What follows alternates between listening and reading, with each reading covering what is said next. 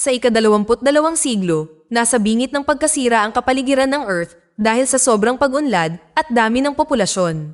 Dahil imposibleng ayusin ito, gumawa ang mga scientist ng proyekto na tinatawag na Terra Nova na nagpapadala sa mga tao sa 85 milyong taon pabalik sa nakaraan upang simulan muli ang sibilisasyon, umaasa na magiging maayos ito sa pagkakataong ito. Habang naghihintay ng kanilang pagkakataon, ang mga tao sa lungsod ay kailangang magsuot ng mga espesyal na maskara upang harapin ang maruming hangin at kailangan nilang mamuhay sa ilalim ng mahigpit na pagpapatupad ng batas. Ang isang bagong panuntunan ay nagpapahintulot sa mga pamilya na magkaroon lamang ng 2 anak, ngunit sina Jim at Elizabeth ay lihim na may 3 anak, sina Josh, Maddie, at Zoe. Isang araw, nagmamadaling pumasok si Maddie sa apartment at binalaan ang kanyang pamilya na nakita niya ang population police sa gusali. Nang marinig nilang may kumatok, mabilis na itinago ni Elizabeth si Zoe sa isang air vent. Pumasok ang pulis at sinimulang guluhin ang apartment, ngunit wala silang nakita. Aalis na sana sila nang biglang umiyak si Zoe na natatakot. Binuksan ng isang opisyal ang vent at hinawakan si Zoe, dahilan para mawalan ng kontrol si Jim at inatake ang mga pulis. Ang mga opisyal ay madali siyang nadaig at si Jim ay ipinadala sa isang maximum security na bilangguan sa loob ng 8 taon. Pagkalipas ng 2 taon, binisita ni Elizabeth si Jim sa bilangguan para sabihin sa kanya na nabigyan siya ng lugar sa ika-10 pilgrimage sa Terra Nova, ngunit hindi siya pinapayagang dalhin si Zoe. Bago umalis, binigyan niya si Jim ng maskara dahil ang hangin sa bilangguan ay nagpapasakit sa kanya. Sa loob ng maskara ay nakahanap si Jim ng laser cutter na mabilis niyang ginamit para makatakas. Sa kanyang paglalakbay sa downtown sa tren, inalis niya ang tracker ng pulis sa ilalim ng kanyang balat. Nang makarating siya sa kanyang destinasyon, nakita niya ang isang bag na iniwan sa kanya ni Elizabeth na may peking ID, baril, at maraming pera. Sa istasyon ng time portal, naipasa ni na Maddie, Josh, at Elizabeth ang security check. Hindi nagtagal ay dumating si Jim sa pamamagitan ng pagtatago sa ilalim ng isang kotse at ang kanyang ID ay pumasa din sa check. Pagkatapos ay binayaran niya ang isang empleyado upang dalhin siya sa isa pang espesyal na bag na iniwan ni Elizabeth para sa kanya. Pumunta si Jim upang makihalubilo sa naglalakbay na karamihan, ngunit nakita siya sa security camera. Nang sa wakas ay nahanap na niya ang kanyang pamilya, nakipagpalitan siya ng bag kay Elizabeth. Sa sandaling iyon ay kinaladkad siya ng mga gwardya mula sa linya para sa interogasyon kaya naghintay si Jim hanggang ang lahat ng kanyang pamilya ay nakatawid sa portal bago mag-react. Siniko niya ang mukha ng gwardya, nagnakaw ng baril, at tumakbo papasok sa gate. Sa isang segundo, lumitaw si Jim sa nakaraan kasama ang iba pang mga manlalakbay. Agad siyang pinaligiran ng mga sundalo at sinubukan buksan ng kutsilyo ang bag ni Jim sa pag-aakalang may mga armas ito. Agad na pinabagsak ni Jim ang sundalo habang sinuri ni Elizabeth ang bag, ipinakita si Zoe na nakasuot ng maskara. Pagkatapos ang mga manlalakbay ay dinala sa kolonya, kung saan sila ay tinanggap ni Commander Taylor. Ang kolonya ay lubhang nangangailangan ng doktor at dahil isa si Elizabeth, pinayagan siya ni Taylor na panatilihin ang 3 anak. Ang tanging karanasan ni Jim ay bilang isang pulis kaya siya ay itinalaga sa detalye ng agrikultura. Ang pamilya ay binigyan ng bahay at habang sila ay naninirahan, napagtanto nilang si Zoe ay nawawala. Natagpuan nila siya sa labas na masayang nagpapakain ng ilang mga dinosaur. Aksidenteng binuhat siya ng mga hayop mula sa lupa ngunit bumagsak siya nang hindi nasasaktan. Kinabukasan ay nakilala ni Josh si Sky na ipinakita sa kanya na may butas sa gate. Lumabas sila ng kolonya at lumangoy sa talon. May ilang mahiwagang bato na may mga gintong simbolo at hiniling ni Sky kay Josh na itago ang sikreto dahil ayaw ni Taylor ng mga tao sa lugar na ito. Sa clinic, sinuri ni Elizabeth ang isang walang malay na magnanakaw na nagngangalang Carter na binaril. Nang tawagin siya ng guard na, "Sixer," biglang tumalon si Carter at naglagay ng laser cutter sa lalamunan ni Elizabeth. Ginamit siya bilang isang kalasag upang ibaba ng guard ang kanyang sandata at kunin ito para sa kanyang sarili. Umalis si Carter sa klinik at napansin ni Jim na kahina-hinala siya, kaya hinabol niya siya sa palengke hanggang sa mahawakan niya ito. Matapos ilayo ng ibang mga gwardya si Carter, dinala ni Taylor si Jim sa talon at sinabi sa kanya na ang Sixers ay isang splinter group na may agenda na nagmula sa ika-6 na pilgrimage na may lihim na supply ng mga armas. Ginawa rin niyang bahagi si Jim ng puwersang panseguridad ng Terra Nova. Sa sandaling iyon ay napansin nila ang 2 sasakyan na papalapit sa kolonya kaya nagmamadali silang bumalik sa kanilang sasakyan upang habulin sila. Ang Sixers ay nagpaputok na nagpapakita na sila ay tumatakas mula sa 2 malalaking dinosaur. Ang isa sa mga halimaw ay bumaba, ngunit ang isa ay nak-A ng isa sa mga Sixer. Pagkatapos ay tinamaan ng dinosaur ang isa sa mga kotse, kaya tumalon si Taylor upang makaabala ito habang ang sasakyan ay pumasok sa kolonya. Nang ligtas na ang lahat, kinuha ni Jim si Taylor at pinapasok din siya para mabaril ng mga gwardya ang dinosaur para takutin ito. Ang pinuno ng Sixers na si Mira ay gustong iligtas si Carter at nag-alok ng meteoric ore bilang kapalit. Lumalabas na kontrolado ng Sixers ang quarry, kaya tinanggap ni Taylor ang deal. Di nagtagal pagkatapos nilang umalis, ang Sixers ay inatake ng isang dinosaur at tumakas sila na iniwan ng isang kotse. Narinig ng grupo ni Josh ang ungol at sinubukang bumalik, ngunit natuklasan nila na ang mga pyesa ng kanilang sasakyan ay ninakaw ng Sixers. Nakita nila ang abandonadong sasakyan sa malapit at napansin ang dugo sa tabi nito. Sa sandaling iyon ay lumitaw ang dinosaur at ang mga kabataan ay pumasok sa loob ng kotse kung saan nagtatago din ang isang duguan na Sixer. Gusto na nilang umalis sa sasakyan pero nasira na ng dinosaur ang makina kaya naghintay na lang sila. Sa kolonya, napansin ng mga nag-aalalang magulang na nawawala ang mga bata at nag-organisa ang mga gwardya ng paghahanap. Pagsapit ng gabi ay mas maraming dinosaur ang lumitaw at sinimulang sirain ang kotse kaya ang mga kabataan ay nagpaputok gamit ang baril ng mga armas ng Sixers.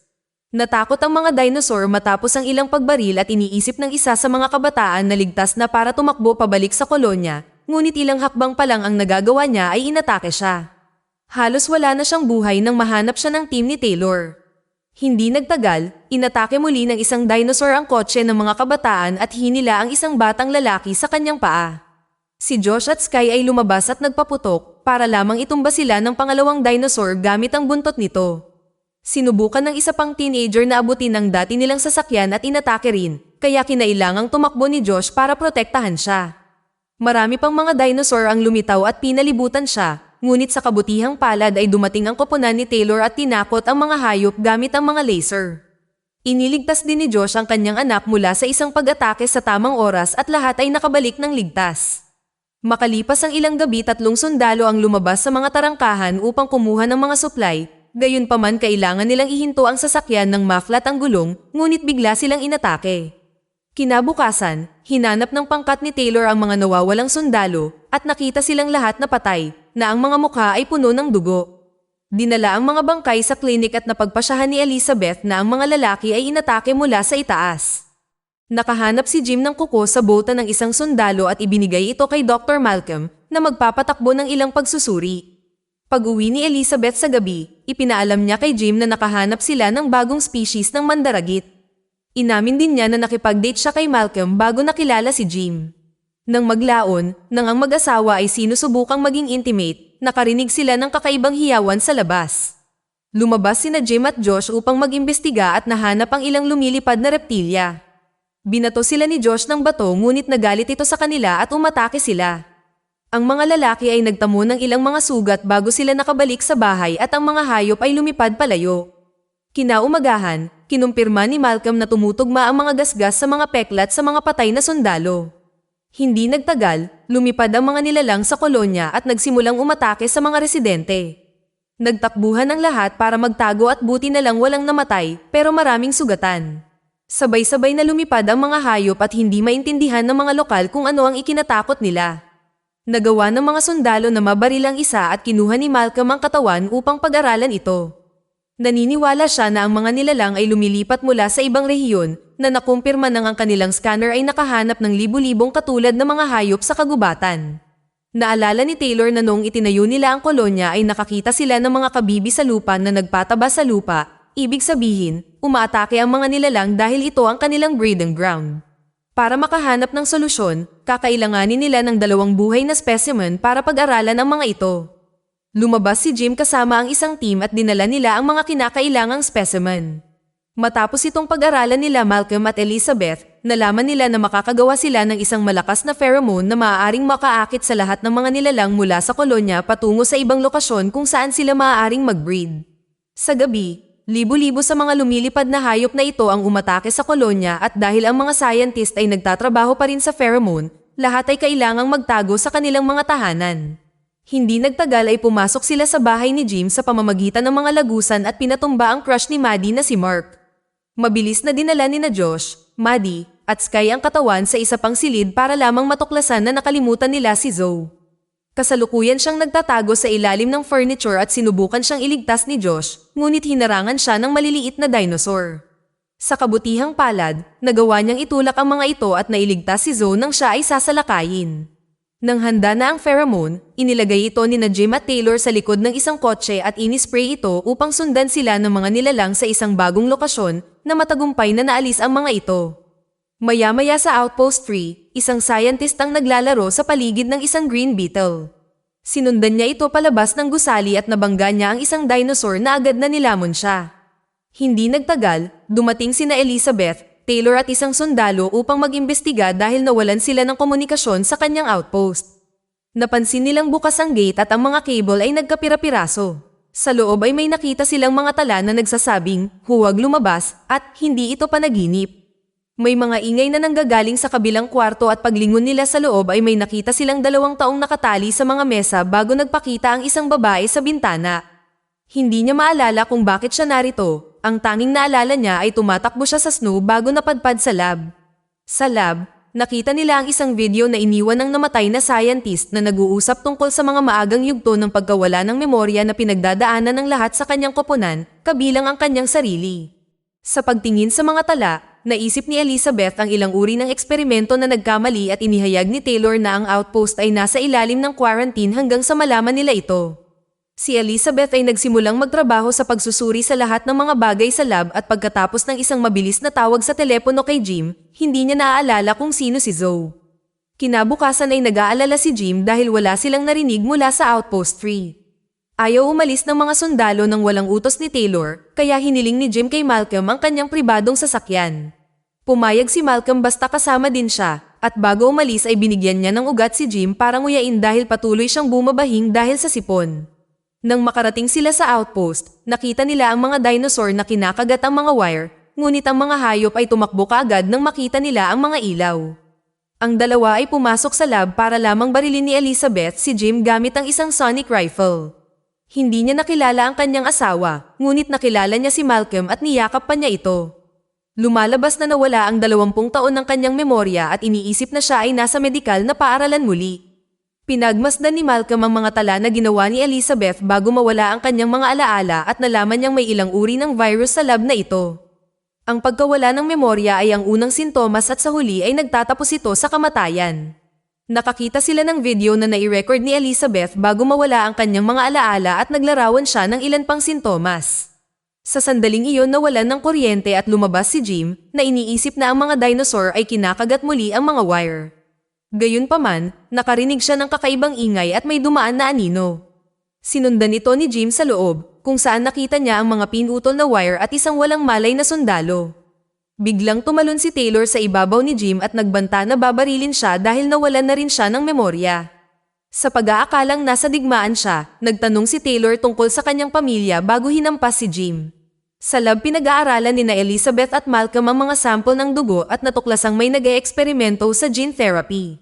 Sinubukan ni Malcolm na gamitin ang sandali para halikan si Elizabeth, ngunit sa sandaling iyon ay pumasok si Jim at hinila siya palayo. Pagkatapos ay sinabi ni Jim sa kanila ang tungkol kay Taylor na kakawala lang at na-curious si Elizabeth na walang sintomas si Jim. Tinulungan ni Malcolm si Jim na ilipat ang walang malay na sundalo ngunit sa gitna nito ay nawala rin ang kanyang mga alaala. Sa sandaling iyon ay may lumitaw na dinosaur sa likod nila kaya nagtago sila sa likod ng pinto. Binasag ni Jim ang ilang mga wire bilang pain at tumakbo ang dinosaur para kainin ang mga ito, kaya ikinulong ng mga lalaki ang nilalang. Pagkatapos ay nagsimulang mag-freak si Malcolm kaya pinatumba siya ni Jim ng isang suntok. Sa lab nalaman ni Elizabeth sa computer na ang mga eksperimento ay ginawa sa isang lalaking may Alzheimer's.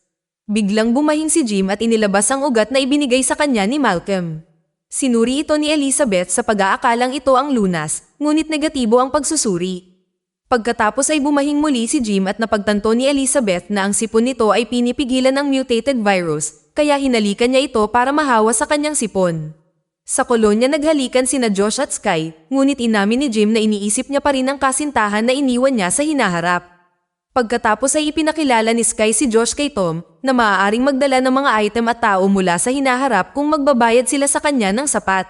Malinaw na walang pera si Josh, ngunit interesado si Tom na makuha ang tiwala ng anak ng isang pulis. Hindi nagtagal ay dumating si Taylor sa tarangkahan at sa pag-aakalang ito ay isang kaaway na bansa, pinatumban niya ang isang bantay. Nag-aalala si Maddie sa kanyang mga magulang kaya dinala siya ni Mark sa opisina para tanungin si Tenyente Washington tungkol sa kanila. Biglang tumalon si Taylor at kinuha si Mark bilang hostage, pero at least nakilala niya si Washington. Dahil patuloy na nagtatanong si Taylor tungkol sa kanyang pamilya, kinailangang ipaalala sa kanya ni Washington na patay na ang kanyang asawa. Nang marinig ang gayong trahedya, sinubukan ni Taylor na tapusin ang sarili, ngunit pinigilan siya ni Washington sa pamamagitan ng pagbaril sa kanya gamit ang sonic rifle. Sa umaga, gumising si Taylor sa kanyang mga alaala salamat sa isang bakuna na ginawa ni Elizabeth. Maayos ang lahat at bumuti ang pakiramdam. Samantala si Tom ay lihim na nakipagkita sa Sixers. Lumalabas na siya ay nag-espiya para sa kanila at hiniling niya kay Mina na dalhin ang kasintahan ni Josh upang makuha nila ang anak ng isang pulis sa ilalim ng kanilang kapangyarihan. Makalipas ang ilang gabi, nakakita ang mga gwardya ng gate ng kakaibang gumagalaw sa gubat at hinabol nila ito. Pagkatapos ng ilang pagsubok, natuklasan nila na ito ay isang maliit na batang babae na nagngangalang Leah. Dinala siya sa klinik kung saan marami siyang sinira hanggang sa magawa siyang kaibiganin ni Elizabeth. Ipinaliwanag ni Leah na patay na ang kanyang mga magulang at gusto niyang bumalik sa hinaharap upang manirahan kasama ang kanyang lola, ngunit ipinaalam sa kanya ng mga matatanda na ang portal ay gumagana lamang ng one-way. Dahil takot si Leah kay Taylor dahil sinabihan siya ni Mira na masama siyang tao, kinuha ni Elizabeth si Leah para manirahan kasama ang kanyang pamilya. Sa paghihinalang baka isang espiya si Leah, pumunta si Washington at ilang sundalo sa gubat para hanapin ang backpack ni Leah. Bigla silang inatake ng Sixers at si Washington ay walang takot na hinarap sila, ngunit nadaig at nahuli siya ng grupo. Pagkatapos ay dinala ng Sixers ang kanilang mga hostage sa kolonya, kung saan sinubukan ni Mira na ipagpalit sila kay Leah. Gayunpaman, nais ng batang babae na manatili dito, kaya pinakawalan ni Mira ang mga sundalo at umalis ang Sixers na walang dala. Maya-maya, may isang mag-asawang nagulat na may pumasok sa kanilang bahay at tumambad sa isang walang laman na nakatagong compartment sa ilalim ng sahig. Naalala ni Washington na ang bahay na ito ay dating kay Mira at ibinalita ni Jim na kailangan nilang hanapin si Leah. Tumakbo sila sa gate at hinuli siya bago siya makatakas. Lumalabas na kumuha si Leah ng isang misteryosong lalagyan sa compartment at para dalhin ito kay Mira, sa ilalim ng pagbabanta na sasaktan ng kapatid ni Leah para kumilos siya. Hindi niya alam kung paano buksan ang lalagyan at walang sino man ang maaaring magbukas nito sa pamamagitan ng puwersa. Hindi naniniwala si Taylor sa kwento ng kapatid at ikinulong ng mga gwardya ang babae sa ngayon. Nang maglaon sa bahay, nakahanap si Jim ng isang tala mula kay Leah na nagsasabing, "I'm sorry," na nakita niyang patunay sa kwento tungkol sa kanyang kapatid. Nagpa siya si Jim na iligtas ang bata ngunit nang pumasok siya sa gubat, nahulog siya sa isang bitag ng lubid na iniwan ng Sixers at aksidenteng nalaglag ang kanyang baril. Lumitaw ang isang dinosaur at sinubukan siyang salakayin para lamang mabaril ng Sixers. Si Jim ay bumagsak at dinala sa kanilang kampo kung saan ipinaliwanag ni Mira na ang kapatid ni Leah ay hindi kailanman nasa panganib. Niloko lang niya si Leah para ma-motivate siya. Ibinahagi din ni Mira na nilapastangan ni Taylor ang ilang makapangyarihang tao mula sa hinaharap na gustong iligpit siya. Ang mga taong ito ay hawak din ng anak na babae ni Mira at nagtatrabaho siya sa ilalim ng kanilang mga utos upang protektahan siya. Tumanggi siyang sabihin kung sino ang mga taong iyon at pinabalik si Jim kasama ang kapatid ni Leah. Nang muling magkasama ang magkapatid, hindi sinabi ni Jim kahit kanino ang natutunan niya kay Mira. Pagkalipas ng ilang gabi, isang sundalo ang nagsuri sa isang istasyon ng komunikasyon. Pagbukas niya ng pinto, inatake siya at pinatay ng isang dinosaur.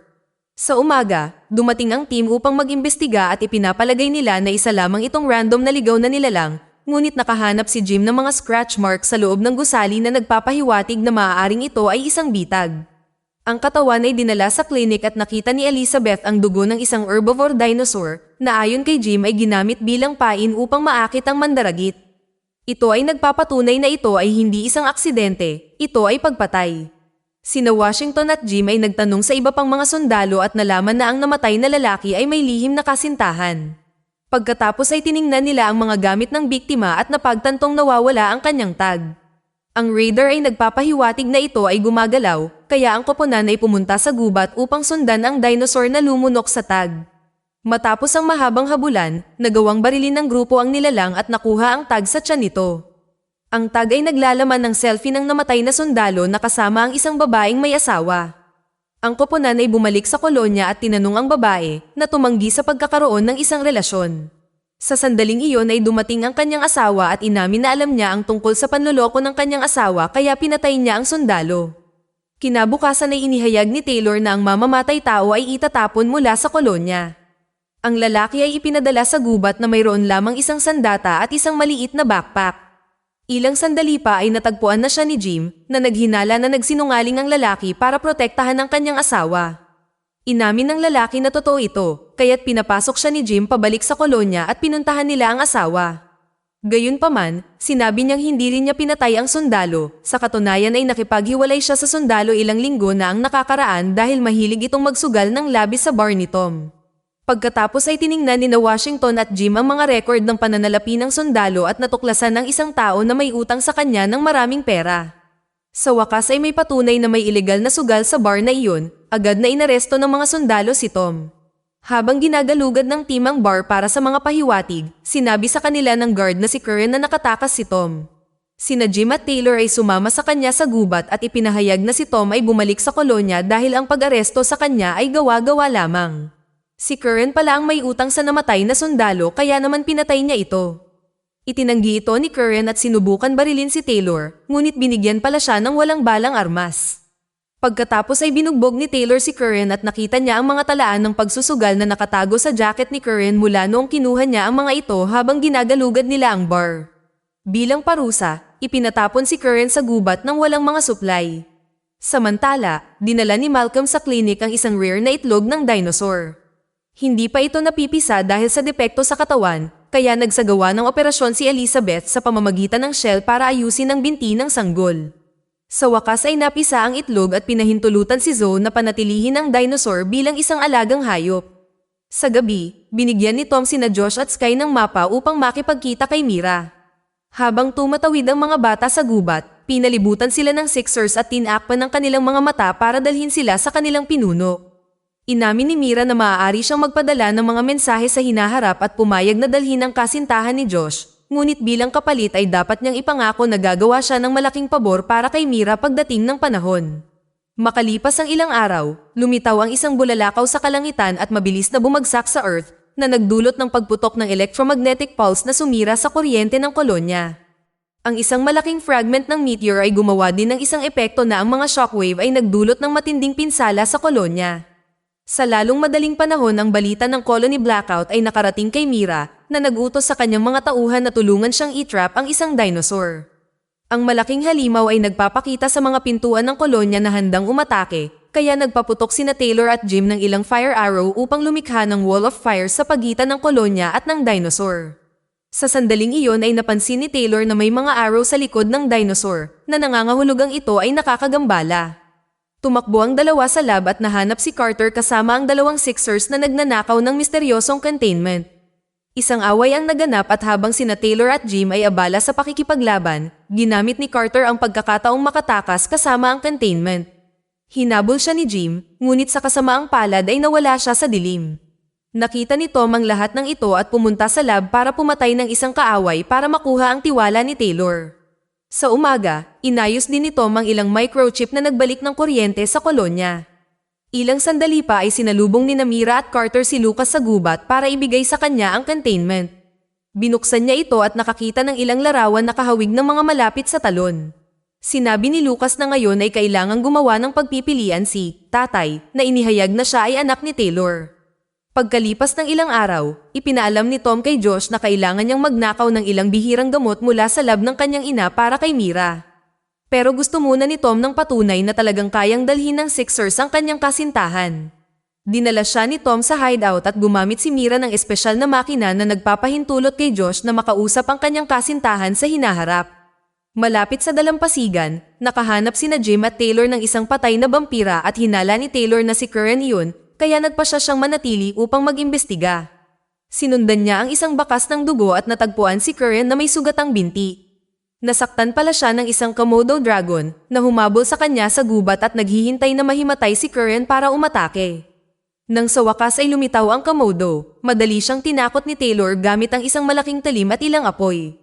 Pagkatapos ay sinabi ni Taylor kay Curran na upang matubos ang kanyang sarili, kailangan niyang hanapin ang Sixers at magpanggap na sumama sa kanila upang matuklasan kung sino ang espiya sa kolonya. Nang gabing iyon ay ninakaw ni Josh ang ID ng kanyang ina at gumawa si Tom ng kopya, binigyan din niya si Josh ng baril. Pagkatapos ay pumasok si Josh sa klinik at sinubukan gamitin ang peking ID sa cabinet ngunit hindi ito gumana, kaya kinailangan niyang barilin ang lock para makainom ng gamot. Ang impact ay nag-iwan ng mga peklat sa kanyang katawan. Sa umaga, siniyasat ni na Jim at Elizabeth ang break-in.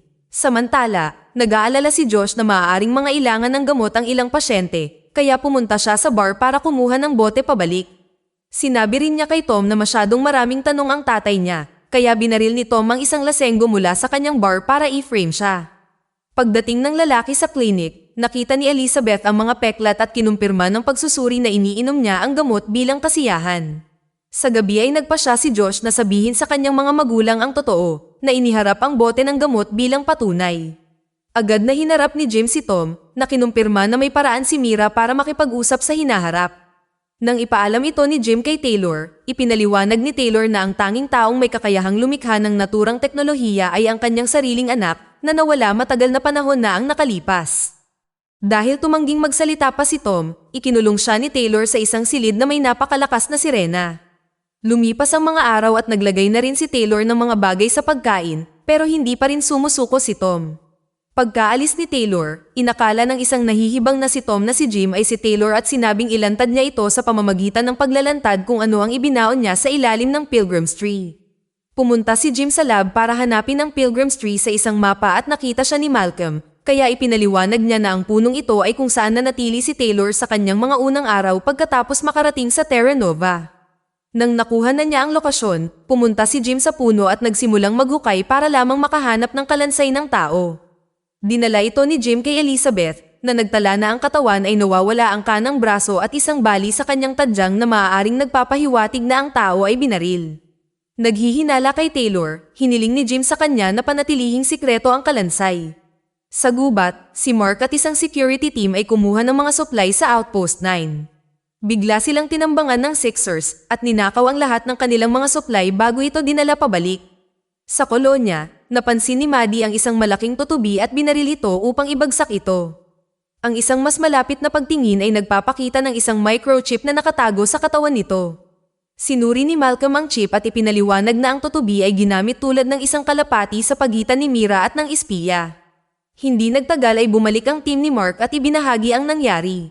Sinabi ni Washington na hindi niya inayos ang misyon na iyon hanggang matapos maaresto si Tom, kaya hindi siya maaaring maging espiya. Pumayag si Taylor at sa wakas ay pinakawalan si Tom.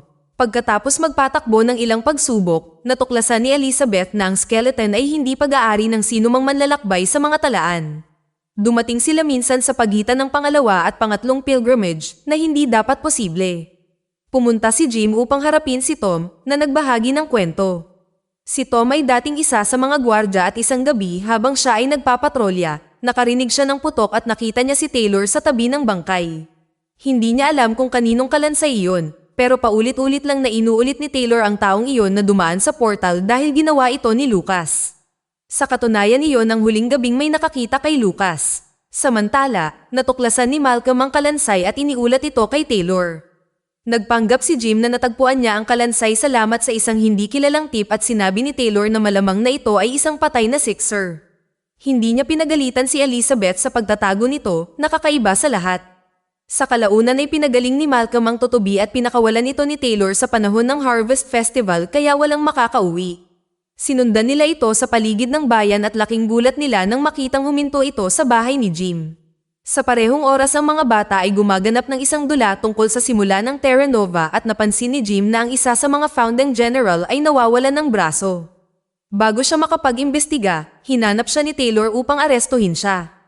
Ikinulong si Jim at nag-alok si Taylor na papalayain siya kung kakalimutan niya ang pagsisiyasat ng kalansay, ngunit tumanggi si Jim at tinanong si Taylor kung pinatay niya ang general. Inamin ni Taylor na ginawa niya ito para pigilan ng general na patayin siya. Sinabi niya na ang general ay ipinadala ng parehong mga tao na nagpadala ng Sixers at hindi sila naniniwala sa isang bagong simula. Ang kanilang layunin ay ipadala ang mga likas na yaman ng Terra Nova sa hinaharap upang ibenta ang mga ito. Nagtatrabaho din si Lucas para sa kanila at sinira ni Taylor ang kanyang trabaho, kaya tumakas si Lucas. Nang hinabol siya ni Taylor, nakita niyang binuksan ni Lucas ang portal para sa general na nagtangkang pumatay kay Taylor upang maging bagong pinuno. Nauna siyang pinatay ni Taylor ngunit hindi niya kayang patayin ang sarili niyang anak kaya nakatakas si Lucas. Dahil si Jim ay nagpakita ng pag-unawa, pinalaya siya ni Taylor dahil sigurado siyang hindi siya ang espiya. Maya-maya ay inanunsyo ni Taylor na aalis siya para sa isang araw na paghahanap at iniwan si Jim sa pamamahala. Habang ginalugad ni Taylor ang lugar sa paligid ng talon, nakita niya ang higit pang mga equation ni Lucas na nakaukit sa mga kalapit na bato. Mayroon ding mga labi ng campfire na nagpapahiwatig na naroon si Lucas. Biglang sumulpot si Mira sa likod niya at tinutukan siya ng baril na sinasabing papalapit na si Lucas sa paggawa ng two-way time portal. Pagkatapos ay tinali niya si Taylor para isama siya. Sinubukan ni Taylor na tumakbo palayo at binaril siya ni Mira, ngunit nakakuha siya ng kuko ng dinosaur na napulot niya mula sa lupa. Habang patuloy silang naglalakad ay ginamit ni Taylor ang kuko upang putulin ang mga lubid at naghintay ng pagkakataon para salakayin si Mira na lumaban ng husto ngunit natalo. Kinuha ni Taylor ang kanyang baril at pinilit siyang sumama sa kanya, ngunit masasabi nilang may sumusunod sa kanila. Ilang sandali pa ay natagpuan sila ng dalawang dinosaur, kaya binaril sila ni Taylor bago tumakbo kasama si Mira. Nakarating sila sa gilid ng talon at walang pagpipilian si Taylor kundi putulin ang mga lubid ni Mira, pagkatapos ay tumalon silang dalawa sa tubig. Nagawa nilang lumangoy tungo sa kaligtasan, ngunit nawala ang kanilang mga baril. Alam ng dalawa na mahahanap sila ng mga dinosaur sa lalong madaling panahon, kaya pumayag silang magtulungan upang mabuhay. Gumawa sila ng pana, mga palaso, at isang sibat na kanilang sinindihan ng apoy. Pagdating ng unang dinosaur, sabay silang umatake at naghirap ang hayop sa ilalim ng apoy. Tinitingnan ng pangalawang dinosaur ang estado ng kanyang asawa at nagpas siyang umalis ng magkasama. Pagkatapos ay naghiwalay sina Taylor at Mira. Sa kolonya, napansin ng mga gwardya sa watchtower ang isang kumikislap na liwanag na nagmumula sa gubat. Napagpasyahan ni Jim na ang liwanag na ito ay maaaring ang paraan na ginagamit ng Sixers upang makipag-usap sa espiya sa loob ng kolonya, kaya sinabi ni Jim kay Mark at isa pang sundalo na bantayan ang mga ilaw na nagmumula sa loob ng mga pader ng kolonya. Nakahanap si Mark ng isang kumikislap na ilaw na nagmumula sa hindi natapos na pabahay. Nagmamadali silang pumunta sa gusali ngunit wala silang nakitang tao sa loob. Si Sky ay nagtatago sa malapit na may salamin sa kanyang kamay at duguan dahil sa isang sugat, ngunit siya ay tumakas nang marinig niya ang mga sundalo. Nakarating siya sa klinik at nagawa niyang magnakaw ng healing spray para gumaling ang sugat. Balik tayo sa hindi natapos na pabahay. Nakita ni Jim ang isang patak ng dugo nang hindi sinasadya sa isang lata ng paint sealant. Sinusubukan niyang kolektahin ang patak ngunit nang hinawakan niya ito, ang dugo ay agad na kumalat sa likido na nagpalabnaw dito. Dinala niya ito kay Malcolm at inistorbo siya hanggang sa pumayag siyang subukang kumuha ng malinis na sample. Samantala, may meeting si Sky sa Sixers ngunit hindi siya makaalis sa kolonya dahil nadobol ang seguridad. Sa sandaling iyon ay nakita niya si Josh na naghahanda na lumabas para sa detalye ng trabaho at niyaya niya ang sarili na sumama. Pagkarating nila sa working area, binanggit ni Sky na pupunta siya sa check-in kasama ang foreman ngunit sa halip ay lumabas siya para salubungin ang Sixers. Dinala nila siya sa hideout at ibinigay niya sa kanila ang intel na nakuha niya kapalit ng pakikipagkita sa kanyang ina na may matinding sakit at nakakakuha lamang ng gamot tuwing nagdadala si Sky ng intel sa oras.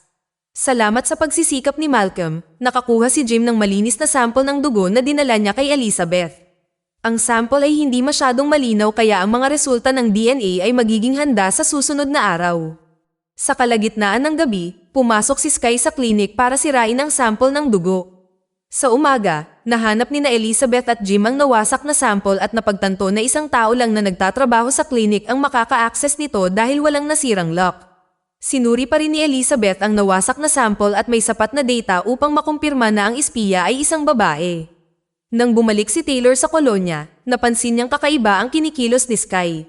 Samantala, sinubukan ni Zoe na itago ang kanyang alagang dinosaur dahil gusto ng mga matatanda na pakawalan ito sa kagubatan, ngunit nahuli siya.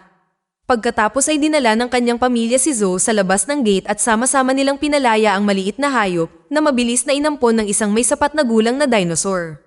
Maya-maya ay naglagay si Taylor ng mga bantay sa paligid ng terminus, ang makina na magbubukas ng portal. Malapit na dumating ang ika-11 pilgrimage at ayaw niyang maabot sila ng Sixers. Tinatanong ni Jim ang lahat ng babaeng nagtatrabaho sa klinik at ginamit ni Sky si Josh bilang kanyang alibay. Pagkatapos ay hiniling ni Sky kay Josh na takpan siya at sinabing ng gabing iyon ay kumukuha siya ng tanso mula sa maintenance para sa isang personal na proyekto. Matapos ang ilang pag-aalinlangan ay pumayag si Josh. Nang gabing iyon ay lumabas si Sky upang bisitahin ang kanyang ina at laking gulat niya nang makita si Lucas doon. Ipinaliwanag niya na natuklasan niya kung paano ihatid ang mga tao mula sa Terra Nova patungo sa hinaharap, ngunit aabutin ng ilang linggo ang mga huling kalkulasyon. Gusto ni Lucas na gamitin ni Sky ang pangunahing supercomputer ng kolonya upang gawin ito ng mabilis o papatayin niya ang kanyang ina. Samantala, nagpadala si Jim ng security camera sa isang drainage ditch na maaaring maging daan papasok at palabas ng kolonya. Pagkatapos ay tinanong niya si Josh tungkol sa kwento ni Sky at si Josh ang nag-cover para sa kanya. Kinaumagahan, inilagay ni Sky ang data ni Lucas sa computer ng kolonya at mabilis itong natapos bago ito kinuha. Nang sinubukan niyang magtanong kay Lucas, pinaalis siya nito. Ang pagtakas niya ay nakuna ng camera at hinarap ni Jim si Josh na nagsabi sa kanya ng totoo. Sa susunod na paglalaro ni Taylor ng chess kasama si Sky, casual niyang binanggit ang susunod na supply convoy na pupunta sa Outpost 3. Nahulog si Sky sa pain at nakita siyang umalis muli sa kolonya. Sa pag-aakalang sasalakayin ng Sixers ang convoy, nag-organisa ang koponan ni Taylor ng plano na tambangan muna sila, ngunit ang tanging bagay na gumagalaw sa gitna ng mga puno ay ilang dinosaur. Sa hideout ng Sixers, nagalit si Mira na hindi sinabi ni Sky sa kanya ang tungkol sa convoy. Nang sabihin ni Sky na hindi niya alam, nagbanta si Mira na hindi bibigyan ng gamot ang kanyang ina maliban kung magbibigay siya ng mas mahusay na impormasyon. Sumagot si Sky na tinulungan niya si Lucas na hindi alam ni Mira at kung ano man ang mangyari sa kanyang ina ay aalis na siya. Pagkatapos ay inanunsyo ni Lucas na babalik siya sa hinaharap at sinabihan si Sky na huwag nang bumalik sa kolonya dahil papatayin ng kanyang mga amo ang lahat ng tumutol. Nakonsensya, inamin ni Sky sa kanyang ina na isa siyang espiya. Itinuro ng matandang babae na halos tapos na ang kanyang oras, kaya dapat pumunta si Sky sa kolonya at bigyan ng babala ang lahat. Pagkatapos ng isang emosyonal na polem, umalis si Sky. Sa kolonya, nakita ni Jim ang mga nahack na card na ginamit ni Sky para ma-access ang Relay Station 9, kaya pumunta sila roon at nahanap ang lugar kung saan itinatago ni Sky ang kanyang baril. Sa sandaling iyon ay nagpakita si Sky at sinabi sa kanila ang lahat. Samantala, nakita ng mga gwardya malapit sa terminus na nag-activate ang makina sa isang segundo. Sinubukan nilang bigyan ng babala si Taylor, ngunit hindi gumagana ang radyo. Nagpakita si Lucas at pinaputok ng enerhiya ang terminus na nagpabagsak sa lahat ng mga sundalo. Sa kalaunan ay dumating sina Jim at Taylor at nagbanta na babarilin siya, ngunit sinabi ni Lucas na kung gagawin nila iyon ay sisirain nila ang portal, na puputulan ng Terra Nova mula sa hinaharap magpakailanman. Pagkatapos ay pumasok si Lucas sa terminus at nawala. Nang bumalik si Sky sa kolonya, laking gulat niya nang makita ang kanyang ina doon. Iniligtas pala siya ni Curran sa utos ni Taylor. Sa umaga sinabi ni Taylor sa kolonya na sila ay aatake, ngunit lalaban sila hanggang sa pinakadulo. Sa hinaharap, tinatanaw ni Lucas ang pagsasanay ng isang malakas na puwersang militar sa ilalim ng pangangasiwa ng kanyang amo na si Dr. Weaver. Sa Terra Nova, sina Taylor at Jim ay nagsaset up ng isang malakas na depensa sa harap ng terminus. Nagtanong si Dunham kung bakit hindi na lang nila sirain ang portal kaya ipinaliwanag ni Malcolm na magbubukas lang sila ng bago sa ibang lugar. Sa lalong madaling panahon ang portal ay nag-activate at ang ika-11 pilgrimage ay nagsimulang dumating. Sa una ay parang mga normal na tao, kasama na ang girlfriend ni Josh. Biglang lumitaw ang isang lalaki na may bomba sa ilalim ng kanyang damit. At ang resulta ng pagsabog ay nagpabagsak sa lahat ng tropa. Maya-maya ay nagising si Jim sa klinik at hindi makita ang kanyang asawa. Naglakad siya sa labas at natuklasan na ang kolonya ay nawasak. Hindi siya pinapasok ng mga gwardya sa opisina at napansin niyang sina Lucas, Weaver, at Mira ang may hawak na ngayon. Sa sandaling iyon ay nahanap siya ni Elizabeth at dinala siya pabalik sa klinik na nagpapaliwanag na 3 araw na ang nakalipas mula noong pagsabog. Matapos matalo ang mga tropa, nagdala si Lucas ng isang malaking hukbo at napilitang sumuko ang kolonya upang maiwasan ang pagkamatay ng mas maraming tao. Gayunpaman, walang nakakaalam kung nasaan si Taylor.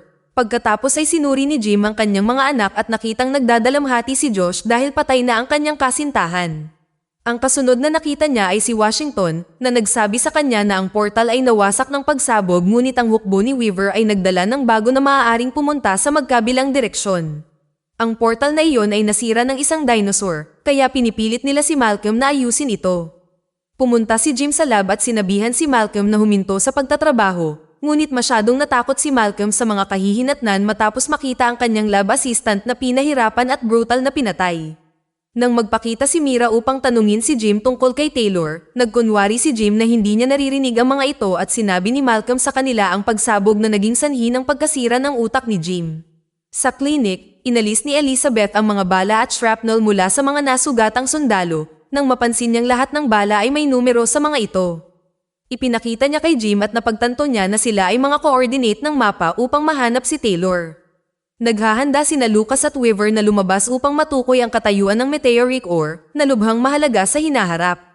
Ang mga sasakyan ay biglang hinarang ng isang lalaking naka-wheelchair na ginulo sila para makalusot si Jim sa isa sa mga truck. Hindi nagtagal ay nakarating sila sa lambak na puno ng toneladang meteoric ore. Kailangan lang nilang alisin muna ang wildlife at si Weaver ay binarilang dinosaur bilang kasiyahan. Habang pinag-uusapan ng mga lalaki ang isang bomba na lilinis sa buong lugar, si Jim ay lumabas at nakipagkita kay Taylor, Mark, Dunham, at iba pang nakaligtas na mga sundalo. Ipinaalam ni Jim sa kanila ang sitwasyon at gumawa sila ng plano. Pagkatapos i-set up ng grupo ni Weaver ang bomba sa gitna ng gubat, nilapitan ito ng team ni Taylor para simulan ang pag-disable nito na maaaring magtagal. Nakikita sila ni Weaver mula sa malayo at gusto ni Lucas na pasabugin ito para patayin ang kanyang ama, ngunit ipinaliwanag ng mga sundalo na hindi nila magagawa dahil nasa loob pa rin sila ng blast zone. Hindi pinindot ni Weaver ang buton hanggat hindi ligtas si Lucas at sa ngayon ay huli na-disable na ng grupo ni Taylor ang bomba. Nang marinig na nagtagumpay ang kanyang ama, nagalit si Lucas na nagsimulang bumaril ng mga missile sa lambak. Agad na sumakay ang team ni Taylor sa kanilang sasakyan at tumakas na lalong ikinagalit ni Lucas. Pagkatapos ay binigyan ni Taylor si Jim ng tracker bago siya bumalik sa kolonya. Nang makita siya ng mga gwardya, nagkunwaring disoriented siya at nalilito siyang napadpad sa labas ng gate. Iniuwi siya ng mga gwardya at sinabihan si Elizabeth na kung mahuli siyang muli sa labas ng gate, siya ay papatayin. Kinabukasan ay inilagay ni Jim ang tracker sa truck ng kaaway. Ngayon sa tuwing magpapadala si Weaver ng truck palabas, madali silang binabagsak ni Taylor at ng kanyang koponan. Sa bar, masyado nang natouch si Lucas kay Sky kaya hinampas siya ni Josh ng tray at sinimulan siyang bugbugin. Agad siyang kinaladkad ng mga guard at hinawakan para maibalik ni Lucas ang mga suntok. Tumakbo si Sky para hanapin si Jim na sumugod sa bar at sinaktan din si Lucas. Pagkatapos ay sinimulan niyang labanan ang mga gwardya, ngunit napakarami nila at nalupig siya. Nahanap ni Lucas ang tracker sa bulsa ni Jim ngunit tumanggi si Jim na sabihin sa kanya ang lokasyon ni Taylor kaya parehong ikinulong sina Josh at Jim. Gayunpaman, hindi nagtagal ay inilabas si Josh sa ilalim ng kahilingan ni Sky. Dahil hindi pa rin nagsasalita si Jim, kumuha si Lucas ng taser para pahirapan siya. Samantala, pumunta si Weaver sa infirmary upang magtanong tungkol sa ilang kagat ng insekto, ngunit nagsimula siyang sumama pagkatapos bigyan siya ng isang nurse ng iniksyon. Sinabi sa kanya ni Elizabeth na naturukan siya ng larvae ng mga parasito na naguhukay sa utak hanggang sa mapatay nila ang kanilang biktima. Bibigyan lang niya siya ng antidote kung pakakawalan niya si Jim. Balik tayo kay Jim, patuloy siyang pinahihirapan pero tinanong niya pa rin si Lucas kung bakit galit na galit siya kay Taylor. Ipinaliwanag ni Lucas na noong panahon ng digmaan, ang kanyang pamilya ay nahuli at hinayaan ng kaaway na iligtas ni Taylor ang isang tao, kaya pinili niya si Lucas. Siya ay teenager pa lamang noon at napilitan siyang panoorin kung paano unti-unting pinatay ang kanyang ina sa kanyang harapan. Iniisip ni Lucas na pinagsisihan ng kanyang ama ang pagsilang sa kanya dahil kinailangan niyang isakripisyo ang kanyang asawa para iligtas siya. Ang pagpapahirap ay nag-ambala ni Weaver na nagsabi kay Lucas na natagpuan ng mga sundalo si Taylor at hinahabol siya. Umalis si Lucas para sumama sa kanila at tinulungan ni Weaver si Jim na makatakas. Sa bahay ni Jim, tinurak ni Elizabeth si Weaver ng gamot na pampakalma at ipinaliwanag na hindi siya kailanman nagbigay sa kanya ng mga parasito na iyon, madali lang siyang nalinlang dahil siya ay isang hypochondriac. Pagkatapos ay tinulungan ng buong pamilya si Jim na makatakas bago pa man mahuli si Lucas sa kasinungalingan at tumakbo sa bahay ni Jim at nakitang wala itong laman maliban sa isang natutulog na si Weaver. Di nagtagal ay binigyan ni Washington ng pamilya ng isang mensahe bago ini-activate ang ilang mga pampasabog sa paligid ng kolonya. Habang ang mga gwardya ay nag-ambala sa pag-check sa apoy, ang grupo ni Jim ay lumabas ng kolonya at iniligtas ng koponan ni Taylor. Mabilis na nahuli ng mga sundalo si Washington at dahil tumanggi siyang magsalita, pinatay siya ni Lucas. Nang makarating ang pamilya sa kampo ni Taylor, ibinahagi ni Jim ang huling mensahe ni Washington. Alam ni Taylor na tumutukoy ito sa isang mahalagang labanan na kanilang hinarap sa panahon ng digmaan at hinulaan na gusto ni Washington na gamitin ang parehong diskarte. Nangangahulugan ito na dapat nilang sirain ang portal kahit na nangangahulugan ito na hindi na muling makakakonekta sa hinaharap. Sa umaga ay naghanda sila ng isang plano, si Mark at Dunham ay nagbihis bilang mga sundalo ng kaaway at mayroon pa silang isang truck na kanilang ninakaw.